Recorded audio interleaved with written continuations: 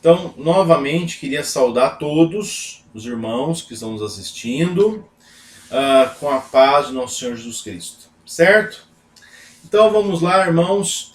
Jó blasfemou a Deus no capítulo 3. Né? Jó blasfemou a Deus no capítulo 3. Né? Nós vamos compreender aqui o lamento na perspectiva bíblica, certo? Esse é o nosso grande objetivo essa manhã. Irmãos, o capítulo 3, né, ele é aquele capítulo em que você encontra Jó amaldiçoando o dia do seu nascimento, ok? Então, se você for lá, vamos deixar nossas Bíblias abertas aqui no livro de Jó. Jó, capítulo 3. Depois disso, passou Jó a falar e amaldiçoou o dia do seu natalício, do seu nascimento, não é verdade? E disse Jó: pereça o dia em que eu nasci, e a noite em que se disse, foi concebido um homem. Converta-se aquele dia em trevas, e Deus lá de cima não tenha cuidado dele, nem resplandeça sobre ele a luz. Reclamem-no as trevas e a sombra da morte, habitem sobre ele nuvens. Espante-o tudo que pode enegrecer o dia. Aquela noite, que dela se apoderem densas trevas, não se regozije ela entre os dias do ano, não entre na conta dos meses. Seja estéril aquela noite, e dela sejam banidos os sons de júbilo. Amaldiçoem-na aqueles que sabem amaldiçoar o dia e sabem excitar o monstro marinho. Escureçam-se as estrelas do crepúsculo matutino dessa noite. Que ela espere a luz e a luz não venha. Que não veja as pálpebras dos olhos da alva, pois não fechou as portas do ventre de minha mãe, nem escondeu dos meus olhos o sofrimento. Por que não morri na madre? Por que não expirei ao sair dela? Por que houve regaço que me acolhesse? E por que peitos para que eu mamasse? Por que já agora repousaria tranquilo, dormiria, e então haveria para mim descanso? Com os reis e conselheiros da terra, para si edificaram mausoléus, ou os príncipes que tinham ouro e encheram de prata suas casas, ou como o aborto oculto, eu não existiria, como crianças que nunca viram a luz. Ali os maus cessam de perturbar, ali repousam os cansados, ali presos juntamente repousam, e não ouvem a voz do feitor. Ali está tanto o pequeno como o grande, e o servo livre o seu senhor. Porque se concede luz ao miserável e vida aos amargurados de ânimo, e que esperam a morte e ela não vem?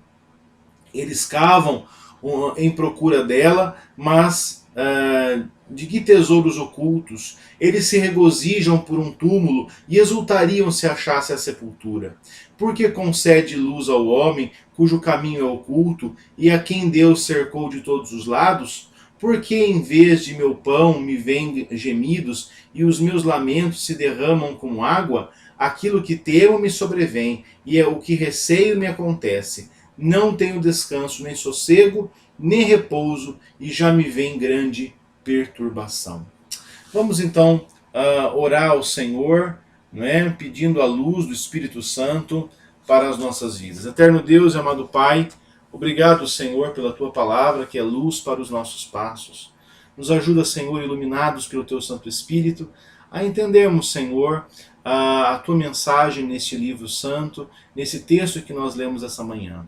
Nos ajuda, Senhor, especialmente olhando os sofrimentos que o seu servo Jó atravessou. Nos dá, Senhor, a mesma intrepidez e a mesma perseverança para que continuemos firmes na fé, apesar das adversidades dos nossos dias. Senhor, olha por cada pessoa que está agora assistindo esta aula e está sendo preparado para ser edificado por ela. Então, Senhor, ilumina a mim como professor, ilumina cada aluno, para que possamos, Senhor, nessa relação, mesmo distante e mediada pelos meios pelas mídias digitais, nós possamos, Senhor, sermos edificados pelo Senhor mesmo. Nós pedimos tudo isso em nome de Jesus, hoje e sempre. Amém. Irmãos, então, nós vemos esse texto, né? E sempre que eu leio o capítulo 3 de Jó, sempre me vem à mente, não é? Aqueles poemas românticos, especialmente os poemas românticos da segunda fase do romantismo, né? Que era a fase byroniana, né? Ou chamada também de mal do século. Ela tinha esse nome porque muitos de seus poetas, não é? Eles morreram muito jovens, né? Extremamente jovens, e escreveram intensamente durante a vida que tiveram, né? Então, por exemplo, se eu morresse amanhã, né? Se eu morresse amanhã, né? E aí o poeta vai falando sobre a mãe, sobre a irmã, como que o sofrimento, né, acabaria, né, se ele morresse amanhã. Então, irmãos, são situações interessantíssimas, né, que nos sobrevêm. Os poemas românticos, especialmente os da segunda fase do romantismo, a fase do mal do século, eles lidam com o problema do sofrimento. E se você observar esses poemas, você verá que há uma grande dificuldade dos poetas em lidar com o sofrimento.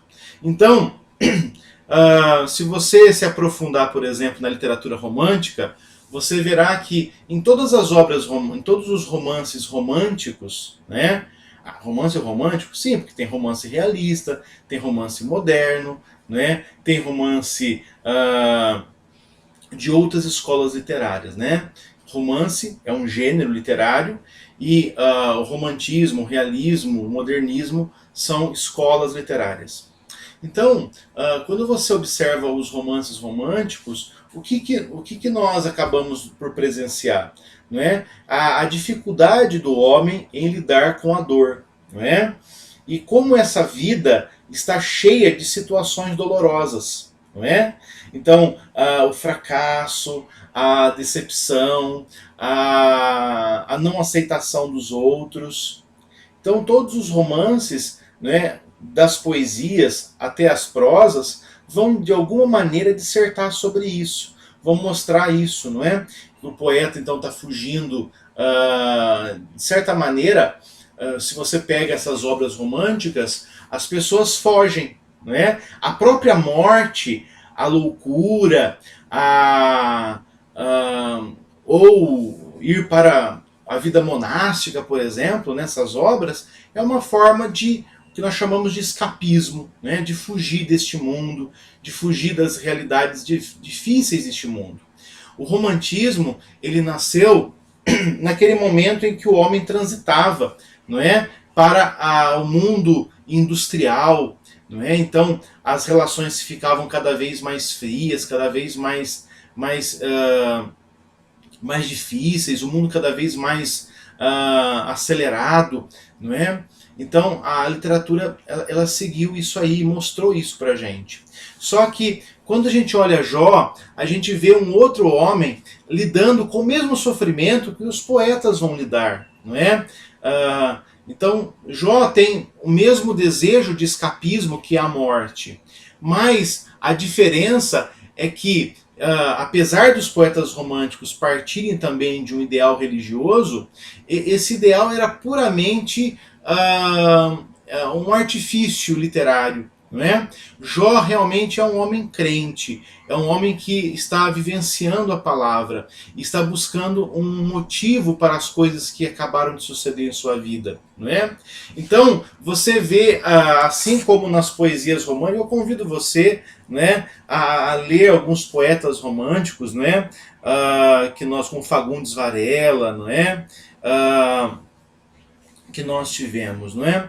Então, você observa no texto de Jó, irmãos, primeiramente, né? Eu vou citar diversas vezes nessa aula este livro aqui, não é? Este livro aqui, do meu professor, né, Reverendo Daniel Santos Júnior, né? É um livro excelente para você entender Jó, né? E é um livro excelente para você entender Jó, por quê?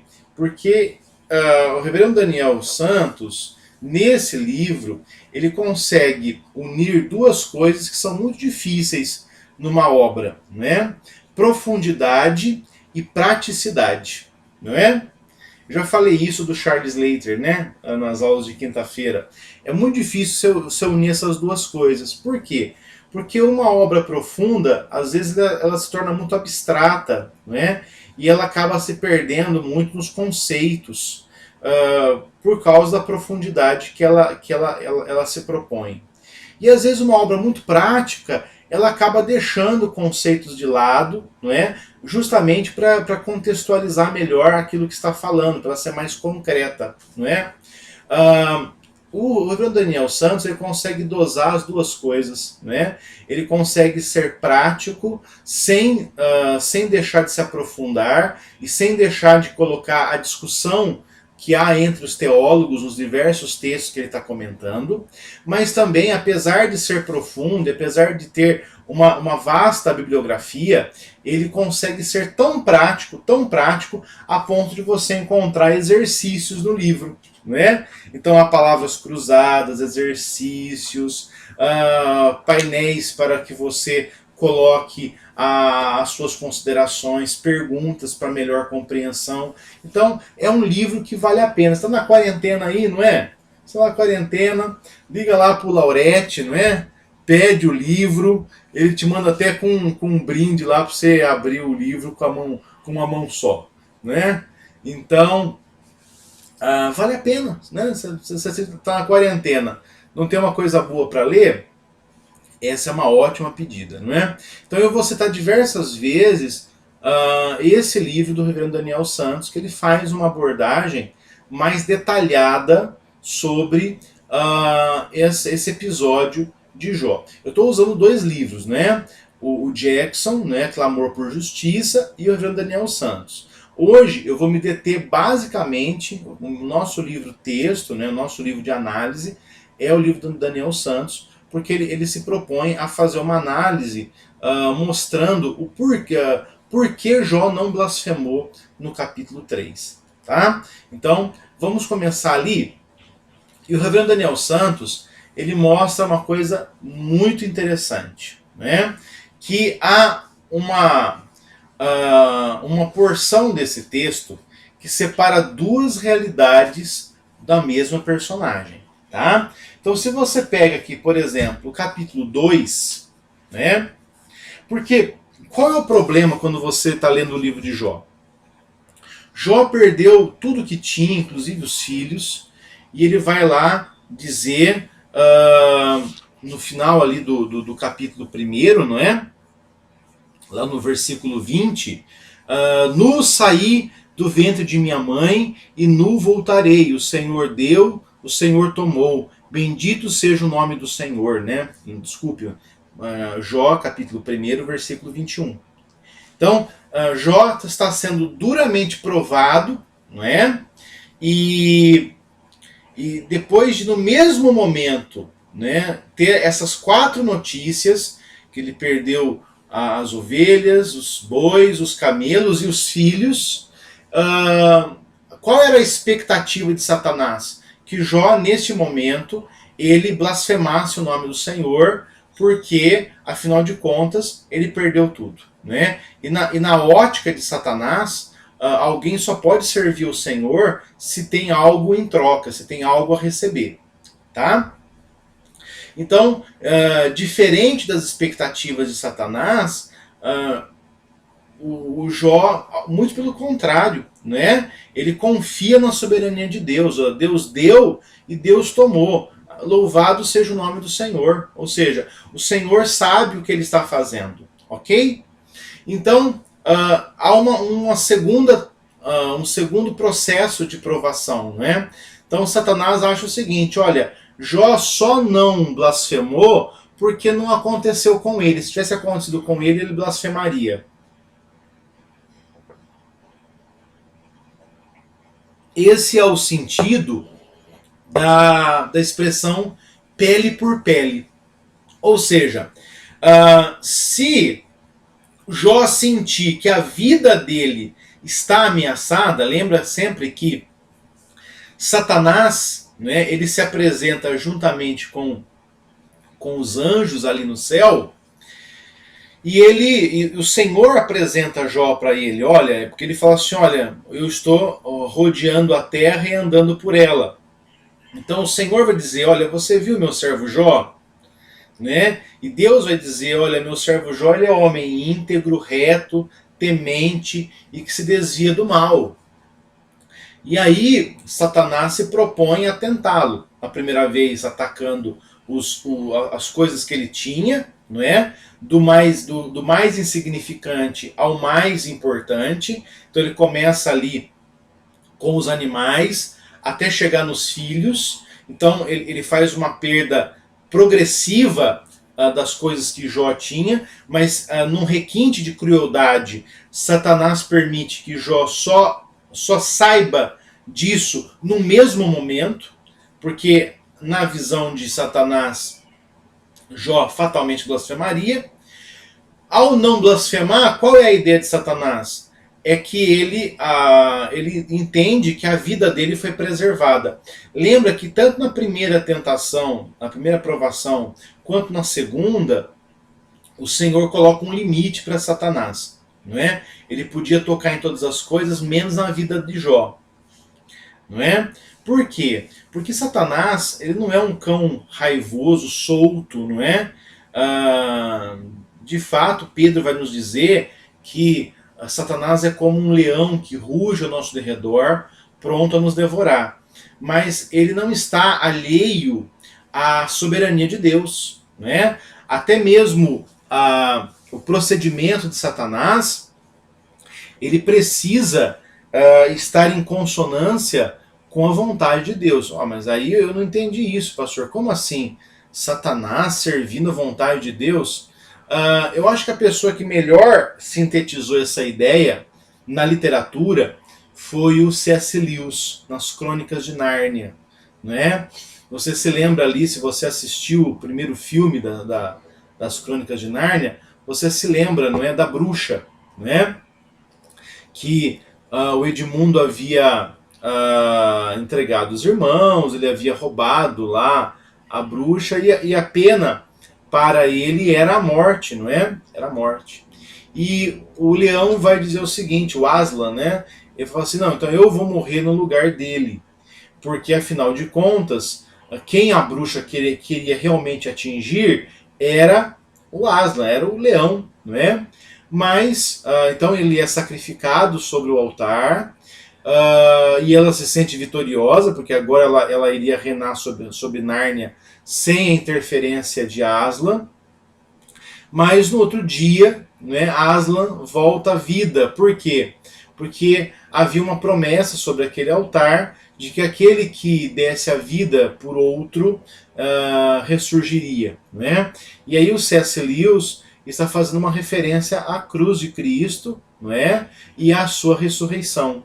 Então, da mesma maneira como Satanás, ele não quer atingir Jó, ele quer atingir Deus, o Deus de Jó, e mostrar para Deus que nenhum dos seus servos é de fato reto, íntegro, temente e nem está disposto a se desviar do mal sem ganhar alguma coisa em troca. É essa a iniciativa de Satanás, atingir o Senhor.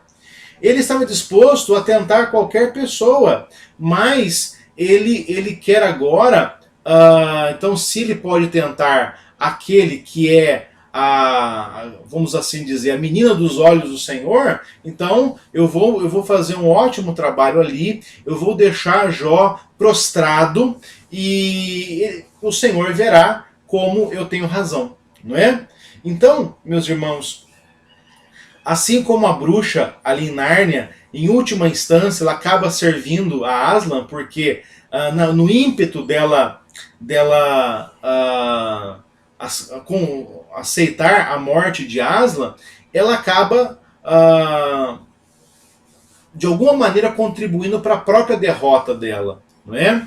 Satanás, ele é um derrotado, não é? Ele é um derrotado.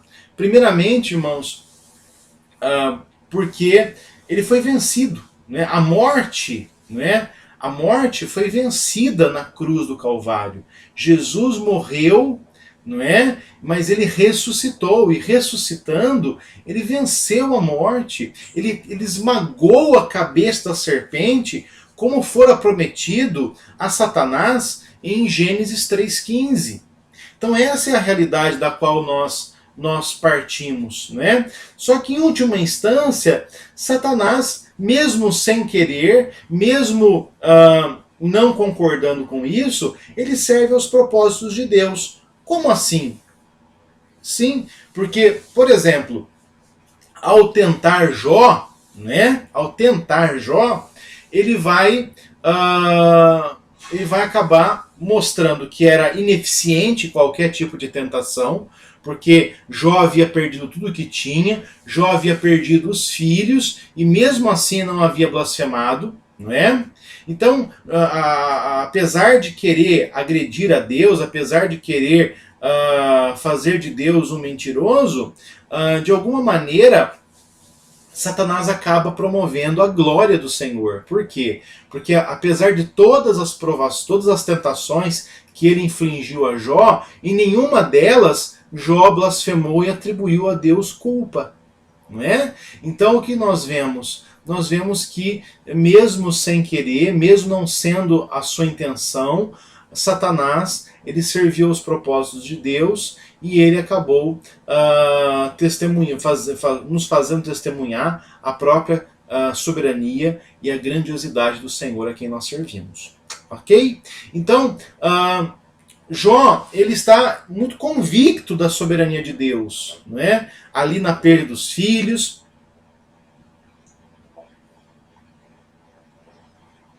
Depois, quando ele perde a saúde, não é? A sua esposa irá ali também dizer a ele que ele deveria blasfemar e morrer, certo? Então você vê aqui a esposa vai tentar dissuadi-lo, não é? De sua integridade, e o que acontece é que Jó novamente vai se portar de forma íntegra, não é? De forma fiel a Deus, né? Agora, o que acontece? Aonde está a transição entre esse Jó, que conhece a soberania de Deus, que sabe que Deus é poderoso, não é? Então, o Jó, que diante das suas perdas vai dizer: olha, nu eu saí do ventre da minha mãe, nu voltarei para lá, Deus deu, Deus tirou, louvado seja Deus. Né? Onde está o Jó, que diante da sua esposa, né, esposa que vai dizer: ainda conservas a tua integridade, né, capítulo 2, versículo 9, ainda conservas a tua integridade, e a gente não pode ser tão duro com essa mulher, tá, gente? Por favor.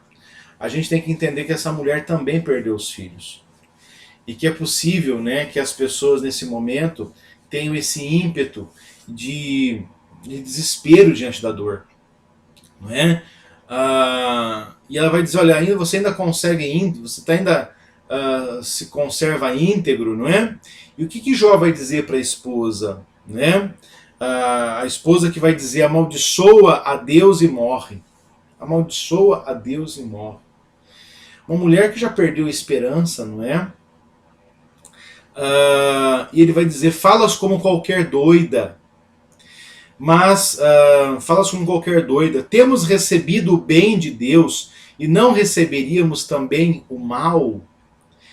E aí o texto vai novamente dizer que em tudo isso não pecou Jó com os seus lábios. Olha, então esse Jó que conhece, que sabe da grandiosidade de Deus, porque esse mesmo Jó agora vai dizer ali no no capítulo 3, não é? Pereça o dia que eu nasci, não é? Porque esse Jó vai dizer, ó, converta-se aquele dia em trevas, reclamem as trevas e sombra de morte, né? Porque esse Jó vai querer ter morrido no seio de sua mãe, né? Porque esse Jó vai desejar a morte. Onde está o ponto de transição, né? O ponto de transição entre o Jó que conhece a soberania de Deus, não é? Apesar das circunstâncias, e o Jó que agora quer morrer. O ponto de transição está aqui a partir do versículo 11, certo? Então, no versículo 11, do 11 até o versículo 1 do capítulo 3, nós vamos entender isso melhor. Nós vamos ver o silêncio de Jó. Tá? Então veja, ouvindo, pois, 3 amigos de Jó, todo este mal que lhe sobreviera, chegaram cada um do seu lugar. Elifaz o Temanita, Bildade o Suíta e Zofar o Namatita, e combinaram ir juntamente condoer-se dele e consolá-lo. Levantando eles de longe os olhos e não o reconhecendo, ergueram a voz e choraram, e cada um, rasgando o seu manto, lançava pó ao ar sobre a cabeça. Sentaram-se com ele na terra 7 dias e 7 noites, e nenhum deles dizia palavra alguma, pois viam que a sua dor era muito grande. Certo? Então, aqui na sua Bíblia há uma ruptura, né? Acaba o capítulo 2 e começa o capítulo 3, tá? Então, o capítulo 2 acaba na nossa Bíblia falando sobre o silêncio de Jó, né? Que os amigos chegam, esses amigos, eles ficam ali 7 dias e 7 noites, acompanhando o silêncio de Jó. Nós já vimos, né, uma ideia do Jackson é que esse é um fator de educação, né? Enquanto o anfitrião não falava, era mal educado falar. Também eu entendo que é um motivo usual, não é? A pessoa está ali destruída pela dor e nenhum de nós tem, né? É necessário esperar que haja um momento oportuno para que se possa falar, não é? Então, há uma ruptura na sua Bíblia e você tem aí, então, esse texto, ele separa 2 comportamentos de Jó distintos, não é? Então, antes, nós temos um Jó convicto da soberania de Deus, depois do versículo 11, e depois eu vou mostrar para você que o versículo 1 engloba essa parte, você tem um Jó revoltado e até amargurado, tá? E eu estou citando as palavras aqui do reverendo Daniel Santos, né? O reverendo Daniel Santos, ele propõe que nós observemos ao que se refere depois disso. Eu sempre falo na igreja uma coisa importante, né, na leitura e interpretação das Escrituras, e também de qualquer outro texto. A gente tem que dar nome aos pronomes, né? Os pronomes, eles têm, especialmente na língua portuguesa, 2 funções primordiais, né?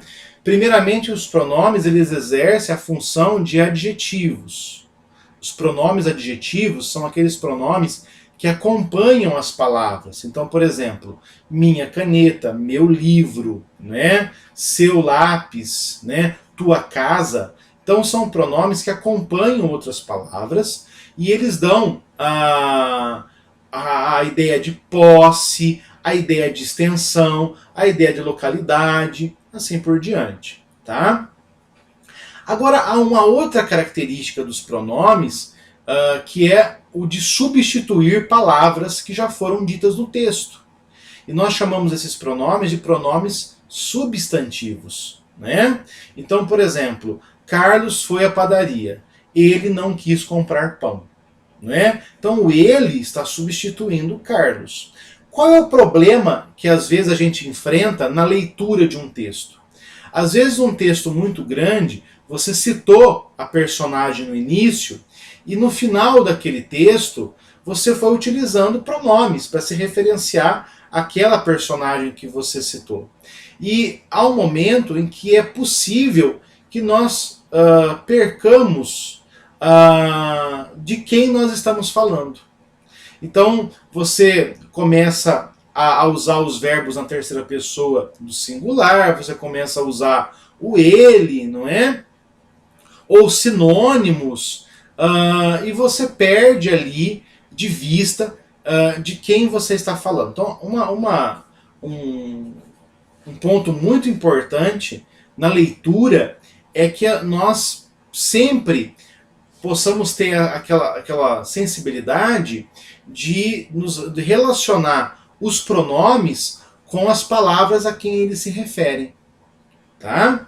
Então, por exemplo, aqui você tem na língua portuguesa o disto, não é? Que é um pronome demonstrativo, não é? Está apontando para alguma coisa. Ele ali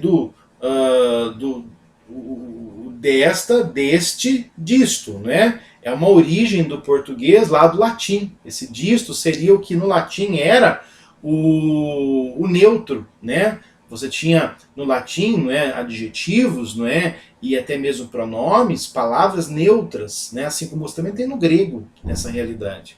Então, depois disto o quê? É essa pergunta que eu tenho que fazer. Disto o quê? Não é? Aqui no hebraico é a expressão arekem, né? Arekem. A quem esse arekem? A quem esse depois disso o quê?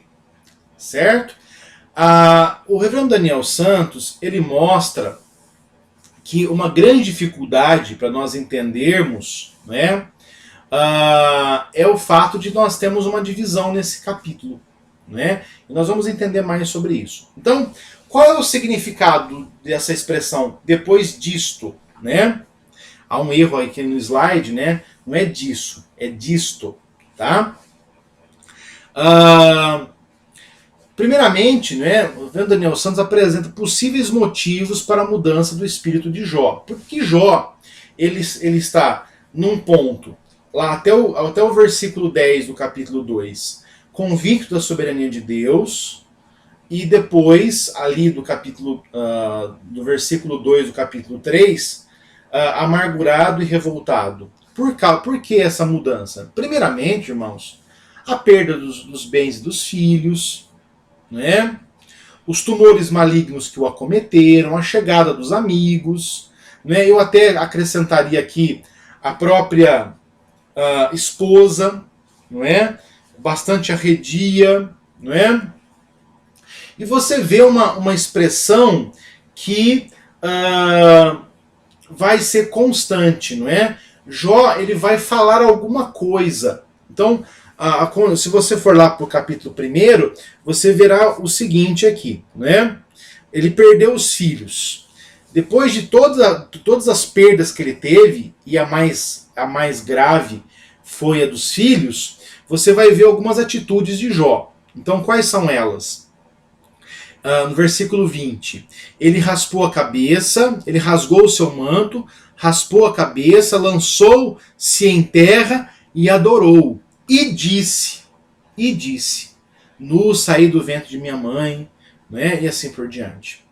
Então, tem a perda dos filhos, há uma atitude de Jó, e ele vai dizer alguma coisa, certo? Esse mesmo padrão se repete no capítulo 2. Então você tem ali, não é? Jó sentado em cinza, não é? Então saiu Satanás da presença do Senhor, feriu a Jó de tumores, versículo 7, desde a planta do pé até o alto da cabeça. Jó, sentado em cinza, tomou um caco, desculpe, né, um caco para com ele raspar-se. Então sua mulher lhe disse: ainda conservas a tua integridade? Amaldiçoa a Deus e morre, né? Mas ele lhe respondeu. Então veja, Jó perdeu agora a saúde, não é? Houve a perda da saúde. A mulher vai afrontá-lo, né? Ele está ali sentado na cinza, é a atitude dele, não é? E depois da afronta da mulher, ele vai responder alguma coisa. Então você tem esse padrão, tá? Agora, há um outro momento, não é? Os amigos chegam aqui no versículo 11 e Jó se coloca em silêncio. Então esse padrão ele não pode ser quebrado, porque é um padrão que se repete. Ele perdeu os filhos, ele vai tomar algumas atitudes e vai falar, e vai responder. Ele perde a saúde, ele toma uma atitude, ele vai lá, senta nas cinzas, pega um caco para se raspar, a mulher vai afrontá-lo e ele vai também ter uma resposta. Agora ele está ali sentado nas cinzas, os amigos chegam e ele está em silêncio, não é? E você vê que a resposta de Jó vai ser o capítulo 3, né? O seu lamento. Então o padrão não foi quebrado, o padrão é o mesmo, tá? Então, irmãos, aqui eu reproduzo no slide, né, uma foto aqui da página do texto hebraico, não é, de Jó. Então nós estamos pegando aqui a Bíblia hebraica, não é? Estamos abrindo ali. Você tem a foto aqui no slide. Você depois vai ter acesso a essa aula, aos slides dessa aula, não é? E aí você vai perceber. Eu sei que você não vai entender, não é para você entender nada, né? Desde que se você não souber hebraico, obviamente, né? Mas eu queria chamar a atenção de você para dois fatos importantes, né? Aqui você tem o texto hebraico, e talvez para muitas pessoas isso aqui pareça não significar nada, mas eu quero apontar dois sinais interessantes, tá? Primeira coisa, veja só aqui, ó, aqui depois do versículo 10, está vendo esse sinalzinho depois do versículo 10? E você vê que esse sinalzinho ele se repete depois do versículo 1, certo? Esse sinal no hebraico é o sinal que divide uma porção do texto. Vou dizer uma palavra, especialmente a pessoa da minha igreja vai se lembrar lá do reverendo Melquisedeque, né? Aqui é um sinal que divide uma perícope, tá? O que é uma perícope? A perícope é uma parte do texto, é uma unidade de significado, certo? Seria como o nosso parágrafo, mais ou menos, né? Para nós termos não é bem isso, mas é muito próxima à nossa definição de parágrafo. Então esse sinal aqui está dizendo que o texto, ele começa, um texto acabou no versículo 10, começa uma nova ideia, e essa ideia se estende até o final do versículo 1 do capítulo 3. Não é? Então, o que nós percebemos aqui? Não é? Você pode falar assim, mas pastor, o que isso altera? Não é? O que isso muda? Não é? Então, como nós vimos anteriormente, o texto hebraico ele separa o primeiro versículo, não é? E o segundo versículo. Então, no texto hebraico, o capítulo 3 começaria no versículo 2. E o capítulo 1, ele é a conclusão, não é, daquela porção que vem de Jó 2:11, não é? Então vai sendo tratado até chegar ao versículo 1 do capítulo 3. Tá certo? Às vezes você vê algumas Bíblias que fazem isso, né? Até reorganizam o versículo, né? Ali com os títulos para dar essa disposição, tá? Então aqui, dessa maneira, o versículo 1, ele encerra Jó 2:11 a 13. Ele é a conclusão, ele é o encerramento dessa perícope, certo? A expressão depois disso, então ela significa, ela está relacionada a quê? Não é? Aos próprio silêncio de Jó, certo? Então, ela está se relacionando ao conteúdo de Jó 2, de 11 a 13. Então ali, ouvindo, pois, 3 amigos, de que Jó este mal lhe sobreviera, chegaram cada um do seu lugar, não é? Levantando eles de longe e não reconhecendo, provavelmente por causa da situação física que Jó enfrentava, não é? Ergueram a voz e choraram, e cada um, rasgando o seu manto, lançavam pó ao ar, sentaram-se com ele 7 dias e 7 noites, e nenhum disse palavra alguma, pois viam que a sua dor era muito grande. Depois disso, né? Depois disso, ou seja, depois desses 7 dias de silêncio, né? Desses 7 dias e 7 noites de silêncio de Jó, não é? Passou Jó a falar e amaldiçoou o dia do seu nascimento, certo? Então veja, essa disposição que o reverendo Daniel Santos nos apresenta aqui, a partir da divisão do texto hebraico, é muito importante para a gente entender, não é? Porque não pareceria que Jó acabou esse período de perdas, não é? Com o silêncio, não é? E aí depois nós temos uma nova introdução e nós não sabemos o que aconteceu. Depois disso o que? Fica solto, né? Então, o versículo 1, ele é a conclusão do capítulo 2 de Jó, certo? Então, citando aqui o reverendo Daniel Santos na página 69. O termo depois disso, ele aponta para o período de 7 dias que se passou quando nem Jó ou qualquer dos seus amigos tiveram palavras para explicar o motivo daquilo que estava acontecendo. Certo? Então isso é vital.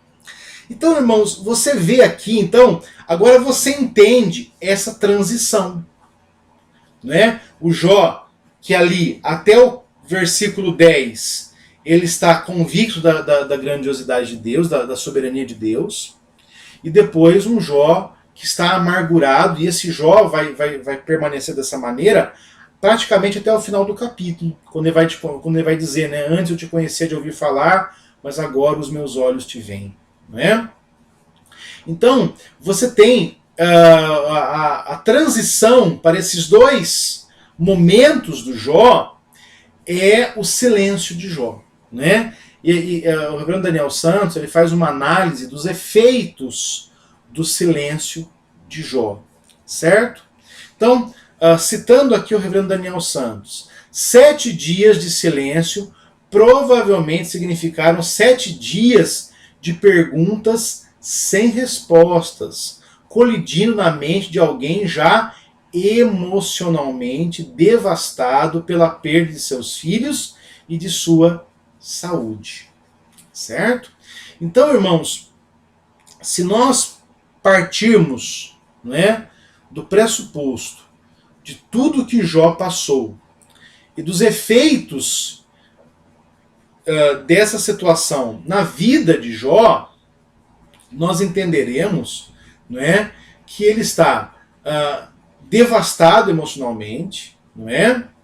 E meus irmãos, todos nós, né, graças a Deus, né, eu posso dizer que eu não perdi muitas pessoas próximas à minha vida, não é? Com pai, mãe, não é?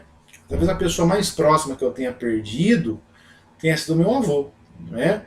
Mas você que já perdeu pessoas próximas, você já perdeu pais, você que perdeu mãe, não é?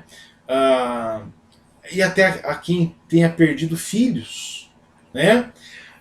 Você sabe muito bem do que está acontecendo com o Jó. Você não é? Sabe aquela história? Vou dar um exemplo aqui, talvez seja um exemplo bastante simples para a complexidade desse texto. Você sofre um acidente, né? Você cai ou você bate o carro, né? Você sofre um acidente ali esportivo, né? Você está jogando bola e você leva uma entrada mais agressiva. E na hora que você bateu, que você se contundiu, você não sentiu dor. Porque a adrenalina, né? Você não sentiu dor. Mas depois de algum tempo, aí você começa a sentir dor, né? Eu vou dizer, uma vez nós tivemos uma experiência assim, né? Vocês não vão acreditar, mas eu jogava bola. Jogava. Quando era criança, né? Meu pai levava meu irmão e eu para jogar bola ali num balão, né? Uma rotatória que tinha perto de casa. Era bem grande, dava para brincar ali. Então toda tarde meu pai pegava a gente, meu pai trabalhava na parte da manhã, não é? Chegava à tardezinha, levava a gente lá para jogar bola. E um desses dias, o meu pai, que é um exímio jogador, é possível que isso aconteça até aos mais experientes jogadores, né? Ele acabou pisando na bola e quebrando o calcanhar. E brincou, foi no final da brincadeira, né? Acabou por causa disso, ele sentiu dor, tal, no primeiro momento. Mas fomos para casa, foi mancando, tal, mas fomos para casa, né? Parecia que nada tinha acontecido. Ele caiu, ele sentiu dor no momento, mas conseguiu se levantar, conseguiu andar até em casa. E meu pai, né, os irmãos aqui da igreja conhecem, né? Meu pai é um homem, né? Como eu brincava com ele dizendo que ele é um homem que as lágrimas já secaram, né? O meu pai é igual o Chuck Norris, né? Chuck Norris diz que as lágrimas de Chuck Norris podem curar o câncer, mas ele nunca chora, né? Então, por exemplo, meu pai é esse cara durão, né? E ele não sabia, mas aí com o passar do tempo, a dor apareceu e se tornou insuportável, porque ele tinha quebrado o calcanhar, né? Então, eu queria usar essa metáfora para explicar o que está acontecendo com o Jó. Naquele momento das perdas, ele perdeu os filhos, ele estava ainda sentindo o baque da perda dos filhos, e de repente acontece a perda da saúde, não é? A perda da saúde. E ele está ali agora, quando não há mais nada o que perder, né? Não há mais nada o que perder, porque ele perdeu a credibilidade da esposa, ele perdeu a credibilidade dos amigos, né? Ele perdeu a credibilidade. Você fala assim, mas os amigos estão ali, pastor, não estão?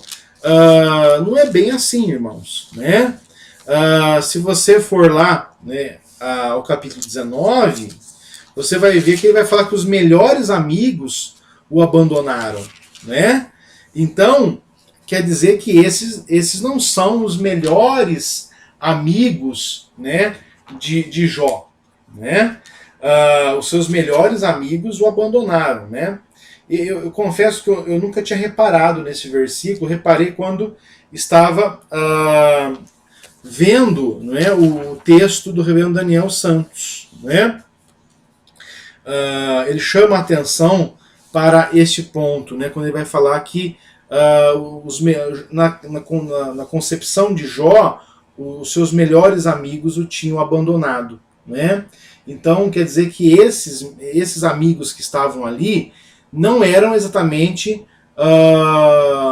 os seus melhores amigos. E eles estão ali para, na verdade, não se condoer com Jó, não consolar Jó.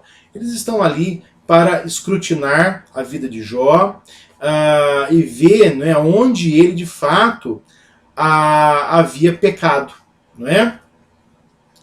Então, aqui, olha, conforme veremos adiante, no versículo 19, né, 19, aqueles que Jó considerava seus amigos íntimos lhe abandonaram, né, citando aqui o Reverendo Daniel Santos. O que nos deixa com forte impressão de que essas três personagens não são os que Jó realmente contava como seus amigos. Então veja, Jó perdeu tudo, perdeu o respeito da esposa. A esposa quer que ele blasfeme e morra. Jó perdeu o respeito dos amigos queridos. Esses que estão aqui estão ali para investigar a sua vida. Os filhos morreram, os bens não existem mais, a saúde para tentar reconstruir a sua vida também não existe. Então Jó, ele parece ter perdido tudo, né? Jó está naquela situação em que ele perdeu tudo, tudo, né? Então, nos momentos agora, quando não há mais nada para perder, ele está ali nesses 7 dias de silêncio, meditando o porquê aconteceu isso, né? O porquê, né? Esse Deus que eu creio que é soberano, ele permitiu que tudo isso acontecesse, né? Nessa ocasião, ele faz uma análise de sua vida, procurando até talvez pecados que ele tenha cometido, né? Será que de alguma maneira eu não fui negligente com o Senhor? Será que eu não pequei de alguma forma, não é? E esses são os danos causados, né, pela perplexidade, né? Ele está perplexo, porque esses sofrimentos, eles não vieram com um aviso prévio. Então, Jó não perdeu os filhos porque eles estavam algum tempo doentes, não é? E ele não pôde acompanhá-los nesse momento de debilidade. Eles morreram inesperadamente de um acidente, né? O vento se deu contra a casa deles e eles morreram. E Jó entende que o que os matou não foi Satanás, não foi o acaso. Quem levou os filhos dele foi Deus, porque só Deus tem poder de dar a vida e tirar a vida. Então Jó reconhece que Deus deu os seus filhos a ele, Deus deu a esposa a ele, Deus deu amigos a ele, e que agora Deus, na sua soberania, os havia tirado. Jó quer entender o porquê. Porque foi algo muito perplexo, ele está perplexo, foi algo muito repentino, não é? E aqui eu cito um texto do Reverendo Daniel Santos. Se Jó tivesse sido informado por Deus quanto ao motivo de seu sofrimento, isso teria sido um antídoto contra os efeitos da perplexidade em sua vida. Então, qual é o grande problema de Jó? Não é? O porquê isso aconteceu? Não é? Por que os meus filhos estavam bem? Eu sacrificava por eles, eu não deixava de santificá-los à presença do Senhor. E por que Deus fez isso? Não é? Meus irmãos, muitas vezes nós estamos nessa mesma perspectiva do Jó, não é? Vivendo momentos tais, não é? Vivendo sofrimentos que nós não sabemos o motivo. E eu queria deixar uma coisa muito clara para nós aqui que estamos nessa aula hoje, é que Jó morreu sem saber os motivos dos seus sofrimentos. Jó em nenhum momento ele soube, né? Em nenhum momento foi contado a Jó que a vida dele e os sofrimentos que ele havia passado serviram para que Deus mostrasse a Satanás e a nós, né, que o Senhor é glorioso, né, que o Senhor fará perseverar o seu povo até o final, mesmo que esse povo enfrente as mais terríveis aflições. É essa a questão do texto, né? Nós, ao lermos o livro de Jó, nós sabemos o motivo dos sofrimentos de Jó, não é? Nós sabemos que nós podemos receber com toda a alegria as mais diversas provações, porque elas produzirão perseverança. Ou seja, nós entendemos, né, o próprio conceito da perseverança dos santos. E o que é a perseverança dos santos? é que o Senhor vai fazer perseverar, é o Senhor que vai fazer que eu persevere até o final da minha vida, em Jesus. Isso é a graça de Deus. Então nós não perseveramos em Cristo porque nós somos bons, porque nós somos excelentes. Jó não perseverou porque ele era um super crente. Jó perseverou por causa da graça de Deus. E essa mesma graça de Deus que fez o Jó perseverar, apesar das circunstâncias terríveis que ele enfrentou, é a mesma graça de Deus que está sobre a minha e a sua vida.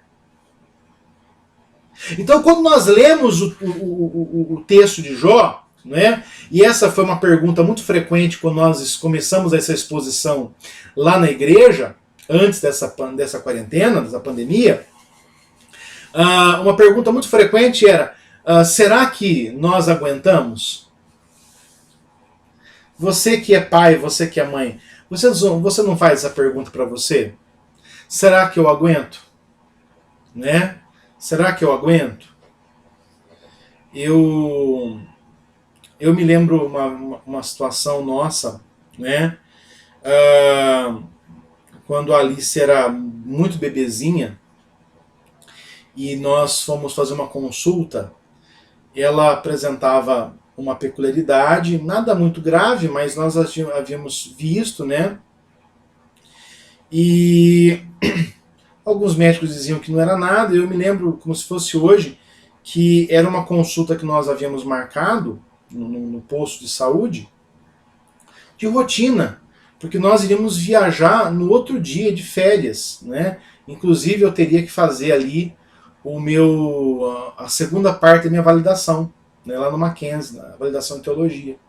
Então eu tinha feito já a primeira parte, né, no ano anterior, nas férias do ano anterior, e eu tinha que agora viajar para o Mackenzie para ficar mais 15 dias em São Paulo para fazer a segunda parte. E nós chegamos no consultório e a médica olhou e ela falou assim, olha, eu vou encaminhá-la ao que nós chamávamos antigamente de Hospital do Câncer, né? Hoje é o Hospital do Amor. E eu perguntei, por quê? Ela falou assim, porque isso aqui pode não ser nada, mas isso aqui pode ser alguma coisa. Né? Pode não ser nada, ou pode ser tudo. Né? Pode ser câncer. E eu lembro que naquele momento eu orei a Deus e disse que eu não tinha condições. Eu disse a Deus, eu não tenho condições.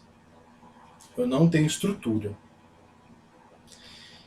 E até hoje eu tenho dificuldades para lidar com por exemplo, nós ficamos um ano sendo acompanhados no Hospital do Câncer, né, com a Alice e a Gabriele.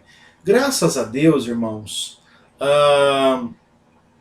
não foi nada, né? Não foi nada, era só uma descarga hormonal, né, por causa do tratamento que havia sido feito. Mas naquele momento foi duro, né? Por muito eu fazia estágio na casa de apoio, porque eu tinha que fazer um estágio para validação de teologia. Eu fazia um estágio na casa de apoio aqui da Igreja Presbiteriana para as pessoas com câncer.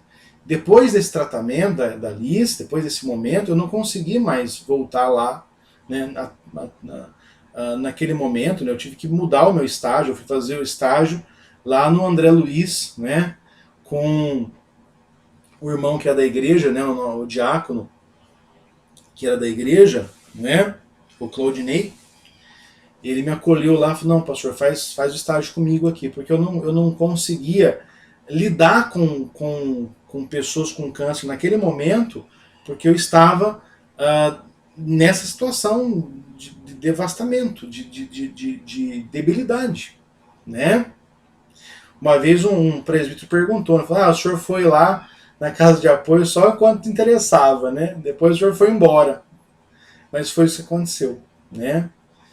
E eu naquele momento eu falei, olha, eu não dou conta, não vou dar conta. Se tiver um problema desse, eu não sei como suportar. E quando a gente lê o livro de Jó nessa perspectiva da graça, a gente vê uma coisa linda, irmãos, que nenhum de nós dá conta. Nenhum de nós pode dar conta. Na verdade, nem o Jó daria conta. E está sendo muito duro para ele, porque às vezes a gente lê o livro de Jó e parece que foi tudo tranquilo. Ele perdeu os filhos, ele deu graças a Deus que ele reconheceu a soberania. Não que deu graças a Deus para a morte dos filhos, mas que ele perdeu os filhos e reconheceu a soberania de Deus. Ele perdeu a saúde e vai responder para a esposa. Parece que ele não sentiu nada. Meus irmãos, esse homem está 7 dias sem falar com ninguém. Pensando no porquê. Trazendo à sua memória os filhos que morreram. Trazendo à sua memória os dias em que ele era honrado como um homem íntegro, reto. E como agora ele é vítima do olhar desses amigos. Como a sua esposa não o respeita mais. O que aconteceu com a vida dele? Quando a gente lê o livro de Jó nessa perspectiva da graça de Deus, nós entendemos que nem o Jó, nem nós suportamos. Nós entendemos que é o Senhor que nos dá a graça para suportarmos. Porque se eu perder o conceito da graça de Deus no livro de Jó, parece que o Jó é melhor do que a gente. Parece que o Jó é um super crente. E quando se a gente lê o livro de Jó nessa perspectiva, quando a gente começa a entrar no capítulo 3 e a gente vê o Jó amaldiçoando o dia do nascimento e falando todas as coisas que ele está falando, parece que o Jó, cadê aquele Jó que era o super crente? Cadê aquele super crente que agora quer morrer, aquele super crente que agora está querendo contender, defender a sua causa diante do tribunal de Deus? Cadê? Parece que mudou, parece que são duas pessoas distintas. Mas a grande questão aqui é que é o mesmo Jó. É o mesmo Jó. Porque não há supercrentes. Há um Deus infinitamente bondoso, misericordioso, que está sobre a nossa vida. Essa é a realidade. Então não há supercrentes, há um super Deus que está sobre a nossa vida e nos dá as condições necessárias e condições que estão além da nossa imaginação para que nós suportemos os dias maus. É aquela paz que excede todo entendimento, que vai guardar o nosso coração e a nossa mente em Cristo Jesus. Lembra quando Paulo vai dizer aos Filipenses? Não andeis ansiosos por coisa alguma, não é? Mas antes sejam reconhecidas diante de Deus vossas petições com oração, com súplica, com ação de graças, e a paz que excede todo entendimento guardará o vosso coração e a vossa mente em Cristo Jesus. Então o que é essa paz que excede todo entendimento? É que a vida cristã não nos isenta dos sofrimentos. É o que eu falei, por exemplo, na história das crianças hoje. Aquele momento do peregrino, não é? O peregrino ele descobre, ele recebe uma Bíblia, o Espírito Santo abre o seu coração, regenera o seu coração, ele lê aquela Bíblia, ele descobre que ele é um pecador. E por que eu digo que o Espírito Santo abriu o coração do peregrino? Porque só pode se ver com o pecador se você for convencido disso pelo Espírito Santo. E ele entende que o mundo que ele vivia seria destruído. E que ele precisava de um meio para se livrar do pecado dele, que na obra do John Bunyan é representado pelo fardo, um fardo nas costas. E ele, apesar de ser desestimulado pelo obstinado, apesar de não contar com a perseverança do vacilante, ele vai em busca da vida eterna. Mas logo no início do caminho, ele cai naquilo que o John Bunyan chama de pântano do desespero. Ele estava tão empolgado que ele não viu que havia um caminho mais seguro para passar. E ele caiu no pântano do desespero. Né? E ele se viu quase à beira da morte, até que o Senhor lhe mandou um socorro. Né? Porque nenhum de nós será tentado além das nossas forças. O Senhor, quando nós não suportarmos mais, nos mandará um escape. Né? É como uma panela de pressão. Né? Ela vai ser se ela antes de estourar, vai romper o lacre, né, de segurança, e ela não vai exercer danos. Né? Então, meus irmãos, essa é a situação do Jó. Né? Do Jó. Ele está sendo provado. Né? A vida cristã não nos isenta dos sofrimentos, das quedas, dos momentos de aflição em que nós nos perguntamos o porquê Deus está fazendo isso com a minha vida. Mas eu digo para os irmãos o seguinte: é possível sentir paz até mesmo nos dias mais adversos. Então, os sofrimentos de Jó, não é? Se você for ali a Tiago, não é? Tiago, você verá lá em Tiago 5, versículo 11: eis que chamamos bem-aventurados que suportaram aflições. Ouvistes da paciência de Jó, né? E vistes o fim que o Senhor lhe deu, porque o Senhor é cheio de misericórdia e compaixão. Né? A ideia do Tiago aqui é levar as pessoas a esperarem no Senhor. Né? Então, vamos lá para a carta de Tiago, não é? Então, o grande objetivo de Tiago, né? Tiago, ele é bispo de Jerusalém, não é? Ele está ali na evangelização juntamente com Pedro, né? Dos circuncisos, né? Dos judeus. E Tiago tem um problema na igreja dele. Por isso que ele enfatiza tanto as obras, por isso que ele vai falar que a fé sem obras é morta, não é? A igreja de Tiago ela era composta de pessoas paupérrimas, e estavam nessa situação por quê? Porque os seus patrões também eram crentes, não pagavam o salário. Então eram pessoas que estavam na igreja, não é? Lá bonitinho, cultuando, mas na hora de pagar o salário dos seus funcionários, não fazia isso. Então, eram pessoas de muita fé, que criam em Deus, mas que não mostravam a fé por meio das suas obras. Né? Então, Tiago, ele chega aqui no capítulo 5,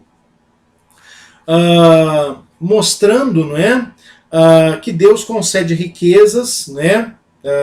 Que Deus condena as riquezas mal adquiridas, não é?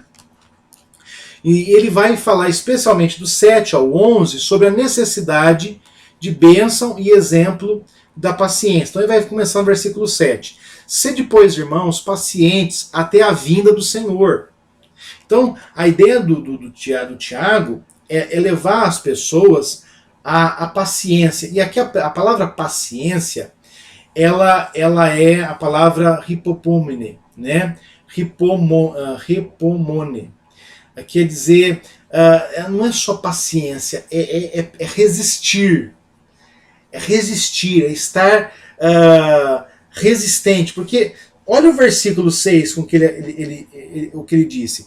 Tendes condenado e matado o justo, sem que ele vos faça resistência. Certo? Então, essas pessoas, elas têm más obras, né? Eles têm ofendido o justo, e o justo não pode resistir a essas pessoas. E aí ele vai dizer a essas pessoas que estão sofrendo, sede, pois, irmãos, pacientes, resistam, não é? Até a vinda do Senhor.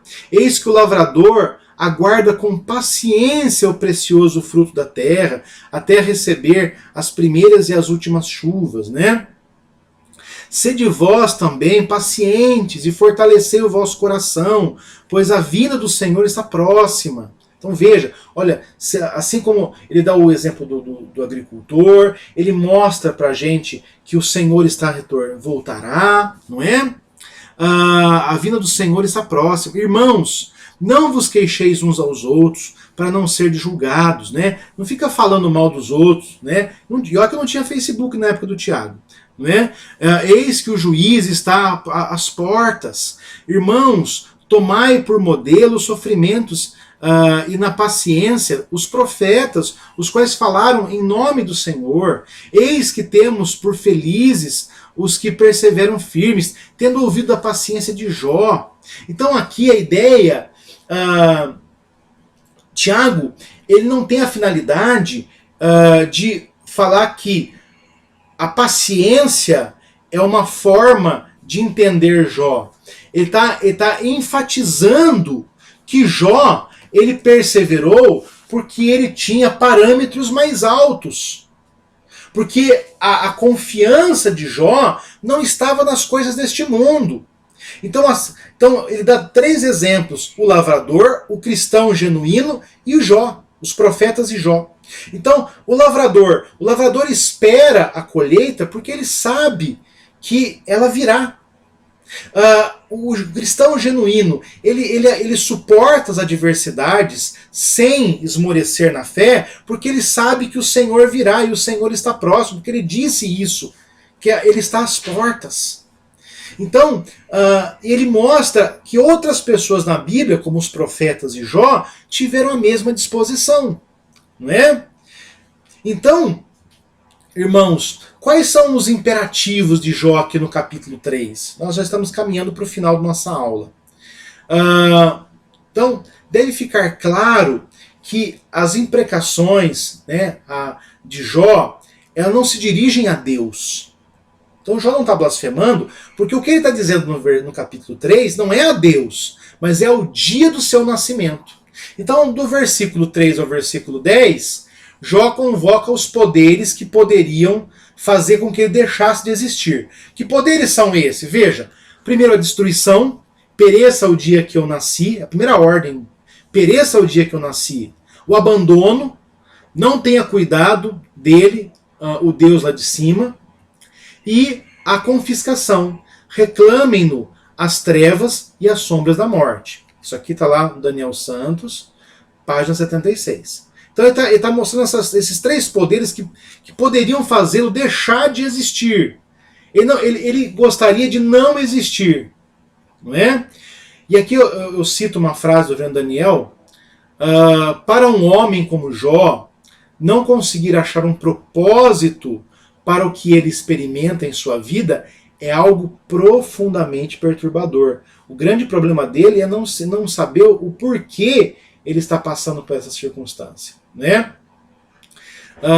Daniel Santos defende que é um engano achar que Jó estivesse invocando as forças do caos, né? Aqueles que sabem amaldiçoar o dia do nascimento, aqueles que sabem excitar, né, o monstro marinho, o Leviatã, né? Para destruir toda a ordem criada. Né? Então ele não quer que o mundo acabe, ele quer que o mundo dele acabe. Né? Porque as circunstâncias são extremamente adversas. Certo? Então o foco da convocação, né, que eles impeçam, né? Então ele está pedindo para as pessoas que sabem amaldiçoar o dia e o monstro marinho, que eles impeçam o dia do nascimento dele. Não é? Quais são as perguntas de Jó, as indagações que estão na cabeça de Jó? Né?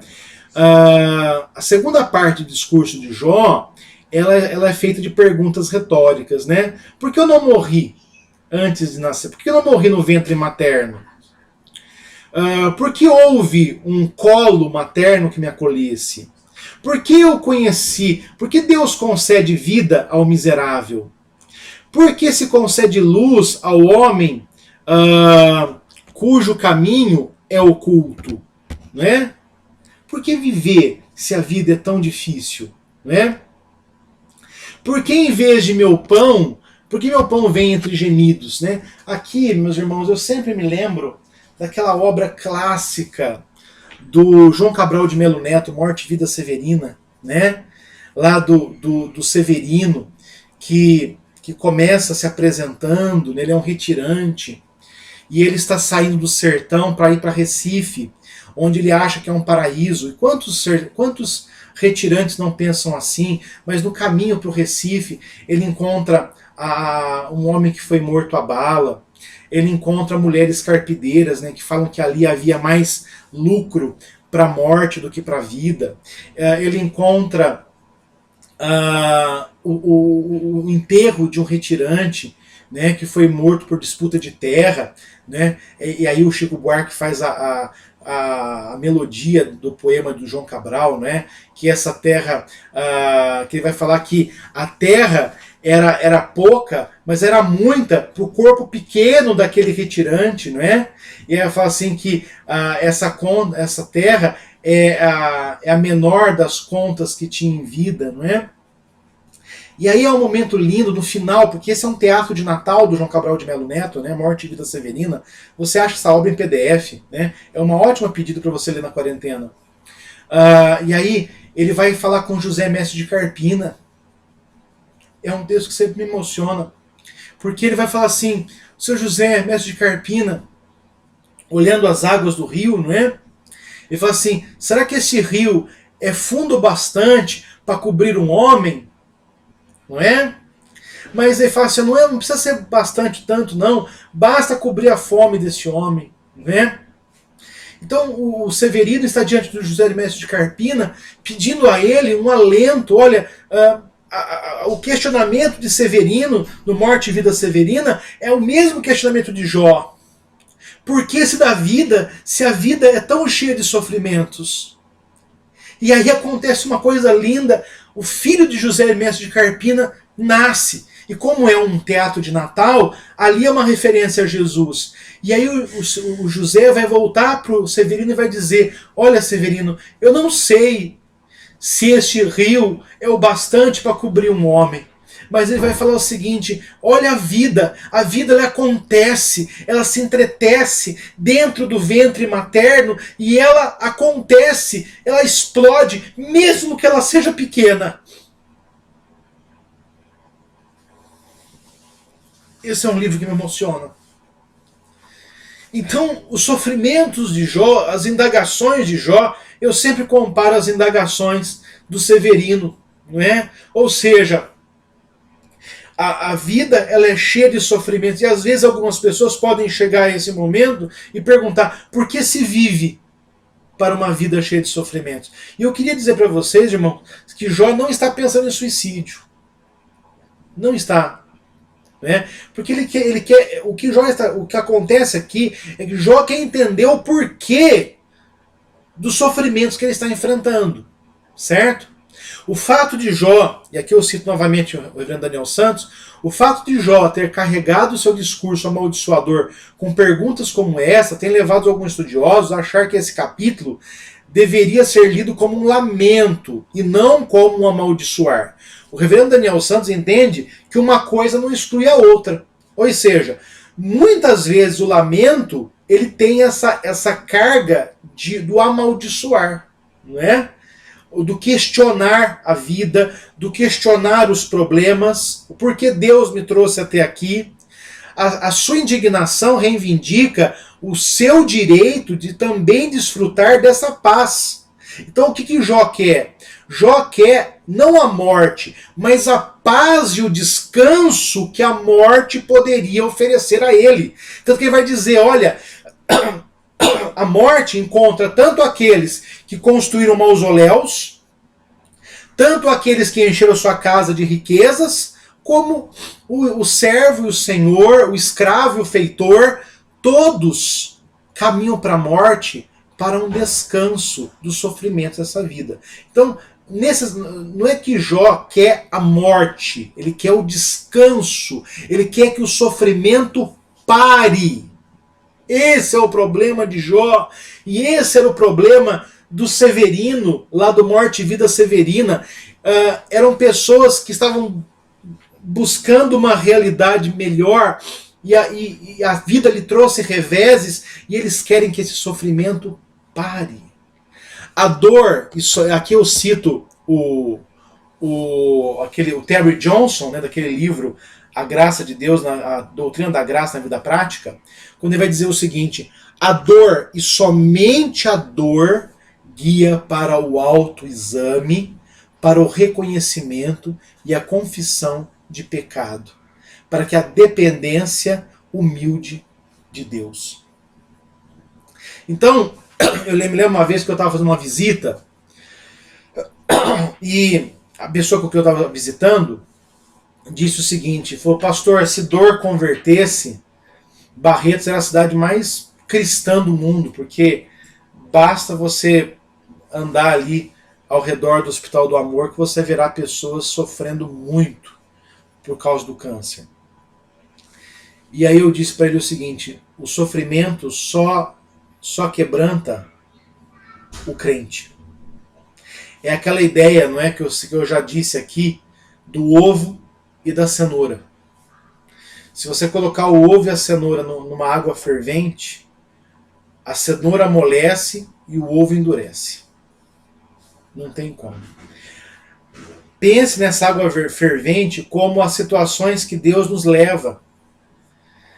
A água, o crente, as exposições do crente vão fazê-lo se quebrantar diante de Deus, e Jó vai se quebrantar no final diante de Deus.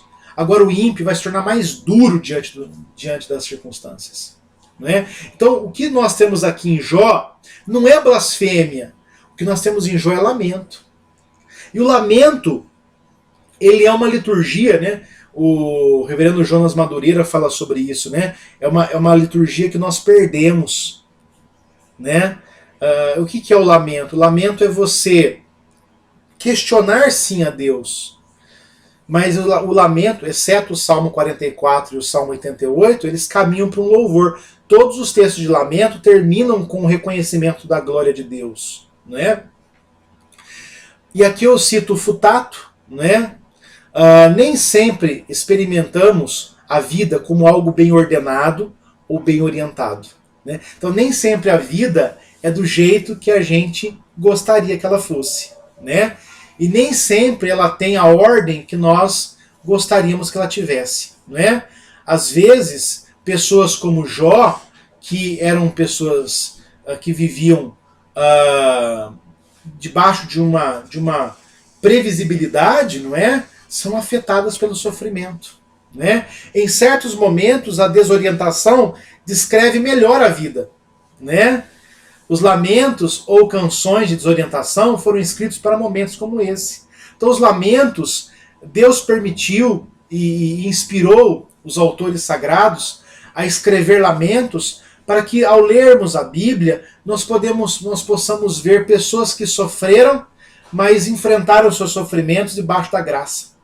É muito bom termos Jó na Bíblia e vermos que não depende de nós passarmos os sofrimentos, depende do Deus que nos agracia para nos dar os subsídios necessários para que passemos por eles, né?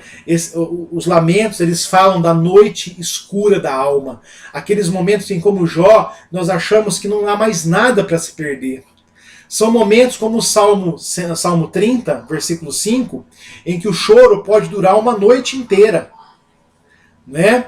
Esses textos mostram que nossas lágrimas podem fluir. Não é errado chorar, não é errado questionar o Senhor e pedir orientação para a sua vida. A adversidade substitui a prosperidade. Nos lamentos, a confusão engole a tranquilidade. O caos, ele esconde a ordem. A dúvida surge em lugar da fé. Deus nos deu os lamentos para momentos como esse. Para momentos em que nem tudo está organizado, nem tudo está tranquilo, em que você acha que não tem fé suficiente para atravessar. É nesses momentos que você pode continuar contando com a graça. Não há supercrentes, há um super Deus.